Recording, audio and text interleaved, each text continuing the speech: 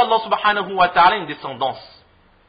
Ou bien même les chrétiens et les juifs qui disent dans le Coran, Allah subhanahu wa ta'ala relate وَقَالَتِ الْيَهُودُ وَالنَّصَارَى نَحْنُ أَبْنَاءُ اللَّهِ. Les juifs et les chrétiens, ils ont tout simplement affirmé que nous sommes les enfants d'Allah. Na'udhu billah. Donc Allah subhanahu wa ta'ala dit, ils m'ont insulté. Comment est-ce qu'ils m'ont insulté? Ils ont profané à mon égard. Ils ont affirmé que j'avais un enfant. Alors que Wa'ana al-Ahad, je suis unique. As-Samad, je suis indépendant. Je ne dépends de personne. Je suis l'indépendant. Je n'ai engendré et je n'ai été engendré.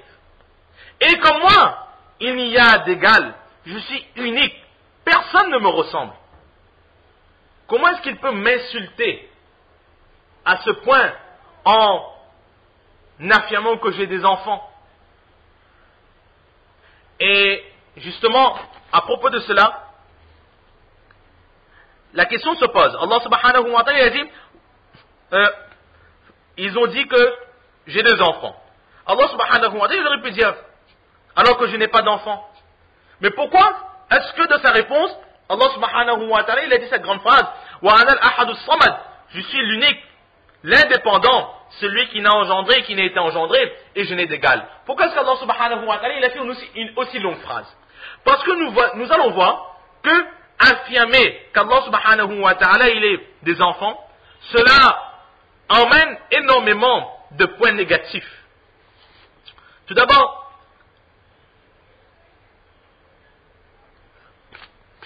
nous revenons sur ces personnes. Ces personnes qui ont assigné à Allah subhanahu wa ta'ala une descendance. Que ce soit Hazrat Isa alayhi salatu wa salam étant fils d'Allah, ou bien Hazrat Uzair alayhi salatu wa salam étant fils d'Allah, ou bien les anges étant les fils d'Allah, na'udhu billah, ou bien les chrétiens et les juifs étant les fils d'Allah, na'udhu billah, Allah il n'a nullement d'enfants. Si quelqu'un nous dit que, certes, ils ont dit, par exemple,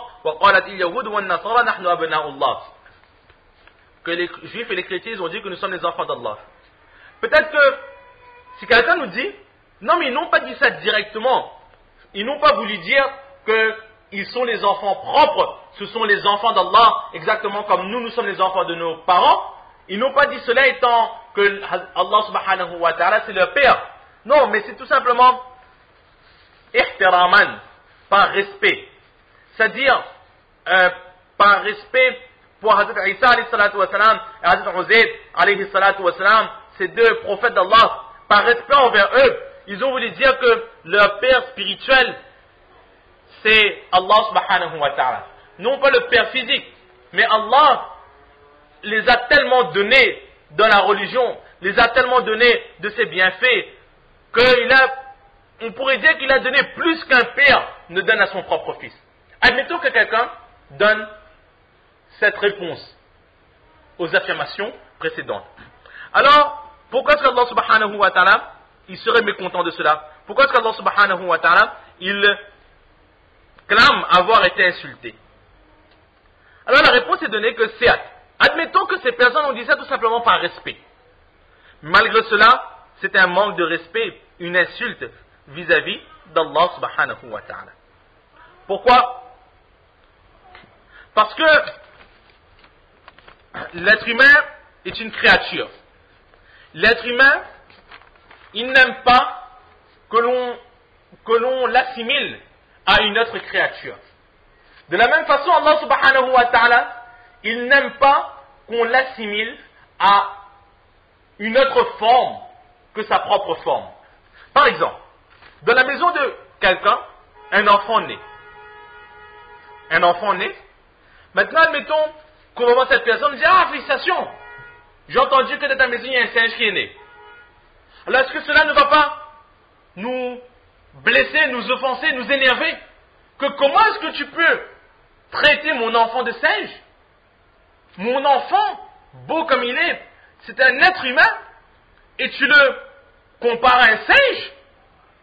Là, nous voyons que l'être humain, tout de suite, il va s'énerver. Pourquoi? Parce que, pourtant, l'être humain et le singe, ce sont deux créatures. vivant toutes les deux sur terre.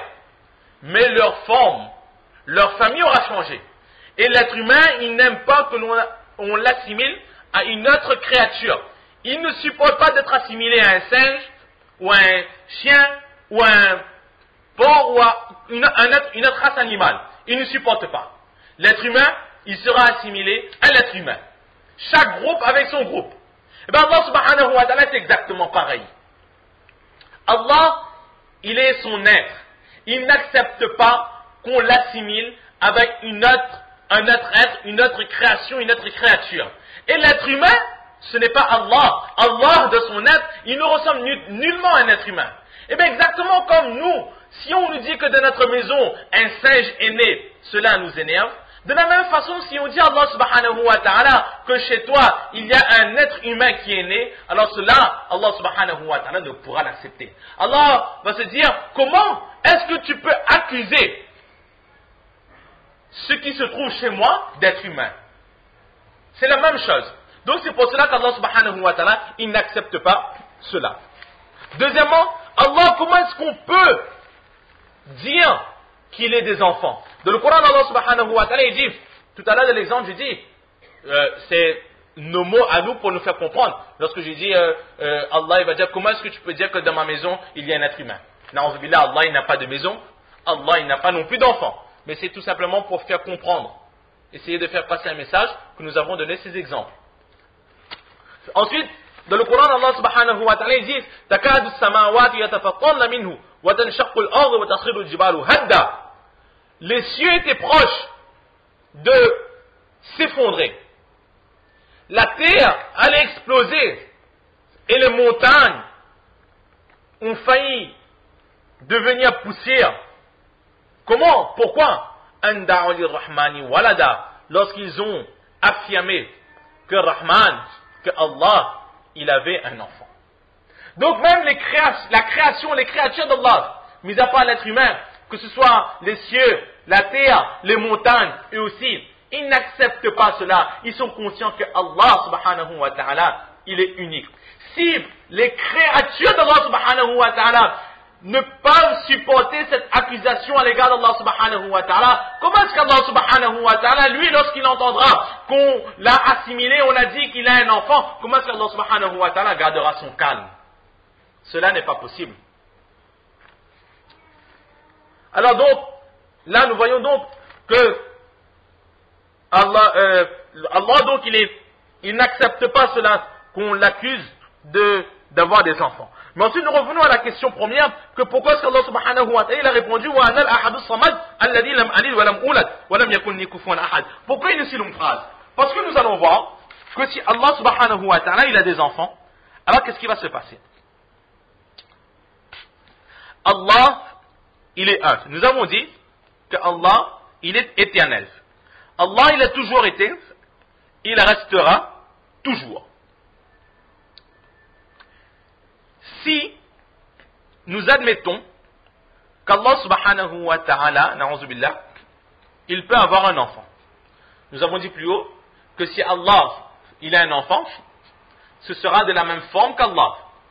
Ce ne sera pas un être humain, ce ne sera pas une autre créature. Exactement comme l'homme, lorsqu'il a un enfant, c'est un être humain qui va naître. Ce ne sera pas un animal. De la même façon, si Allah subhanahu wa ta'ala, il a un enfant, alors cet enfant sera de la même forme, de la même figure qu'Allah subhanahu wa ta'ala. Ce qui insinue que, ce qui veut dire que l'enfant d'Allah subhanahu wa ta'ala, il aura les mêmes qualités qu'Allah subhanahu wa ta'ala lui-même. Nos enfants, ils ont la vue, l'odorat, lui, le sens du toucher, exactement comme leurs parents. Les cheveux, la barbe pour le garçon, etc., etc., les différences qu'il y a entre l'homme et la femme, etc., selon l'enfant que nous allons avoir, cet enfant, il aura les mêmes qualités que ses parents. Mais de la même façon, si Allah subhanahu wa ta'ala, il a un enfant, alors cet enfant, il aura les mêmes qualités que son père, na'udzu billah, Allah subhanahu wa ta'ala. Donc étant donné que nos enfants, ils ont les mêmes qualités que les parents, cela voudra dire que les parents aussi, en eux, ils ont les mêmes qualités que leurs enfants, étant donné que les enfants, ils ont les mêmes qualités que les parents. Donc ça va dans les deux sens. Donc si Allah subhanahu wa ta'ala, il est un enfant, cet enfant, il aura les mêmes qualités qu'Allah subhanahu wa ta'ala, et donc Allah, il aura lui-même obligatoirement les mêmes qualités que son enfant. Les qualités premières, on ne va pas parler de l'intelligence, etc., les qualités vraiment basiques. Cela voudra dire qu'Allah, il a aussi les mêmes qualités que son enfant. Et parmi les qualités de son enfant, qu'est-ce qu'il y a? L'enfant d'Allah, na'uzubillah, il vient de naître.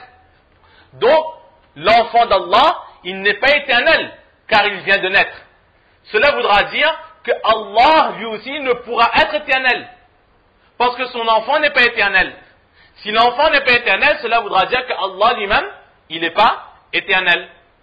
Et si nous voulons accepter qu'Allah subhanahu wa ta'ala, il est éternel, il faudra accepter que l'enfant d'Allah, il a toujours été, depuis toujours. Et cela n'est pas possible. Car déjà, sur cette terre, que ce soit les confessions, que ce soit les religions qui ont assimilé à Allah subhanahu wa ta'ala un enfant, l'enfant qu'ils ont assimilé, ce sont des créatures qui sont venues bien après Allah subhanahu wa ta'ala. Donc ça c'est l'une des raisons pour laquelle Allah subhanahu wa ta'ala, il ne peut avoir d'enfant. Et en admettant que, effectivement, toutes ces personnes, toutes ces créatures que les autres confessions, les autres personnes, les autres groupes ont dit que c'était les enfants d'Allah, admettons que tout cela c'est faux. Mais qu'effectivement, Allah, il est un enfant. Et que depuis toujours, Allah, il est son enfant. Exactement comme Allah, il est éternel, alors l'enfant d'Allah, lui aussi, il est éternel. Qu'est-ce que cela va inciter? Ça veut dire que si Allah lui-même, il est éternel, et qu'il a un enfant qui lui-même est éternel, et que l'enfant, il a les mêmes qualités que le père, et que le père, il a les mêmes qualités que l'enfant, donc cela voudra dire que Allah, lui aussi, il est Dieu, et les mêmes qualités, les mêmes pouvoirs qu'Allah subhanahu wa ta'ala, il aura, ces mêmes pouvoirs, son enfant, il sera obligé de les avoir. Exactement comme sur terre, lorsqu'un enfant est né, il ressemble à ses parents. Donc cela voudra dire qu'il y aura deux dieux. Et cela aussi n'est pas possible. Pourquoi dans le Coran, Allah subhanahu wa ta'ala dit لَوْ كَانَ فِيهِمَا آلِهَةٌ إِلَّا اللَّهُ لَفَسَدَتَا. S'il y aurait eu d'autres divinités à part Allah subhanahu wa ta'ala, il y aurait plusieurs divinités, alors ce serait le chaos qui régnerait sur terre. Est-ce que sur terre il y a le chaos? Non. Pourquoi? Admettons qu'il y a deux dieux. Donc aujourd'hui, Dieu A, il dit comme ça, que bon, ben aujourd'hui c'est la réunion, ça fait très très longtemps qu'il n'y a pas eu de pluie, on va envoyer un peu de pluie. Dieu B, qu'est-ce qu'il dit? Il dit non, depuis plusieurs mois il m'a donné pluie, il ne faut plus bien amasser, etc. Pas de pluie pour eux, punition. Le Dieu A, qu'est-ce qu'il va dire? Il dit oui, mais toi tu es en colère avec eux, mais moi je suis satisfait d'eux, moi. Laisse-moi donner un peu de pluie. Le Dieu B qui dit non, il ne mérite pas rien. Maintenant ce sont les dieux entre eux qui vont se chamailler. Les dieux ils vont passer leur temps à se combattre, mais qui c'est qui va faire tourner cette terre?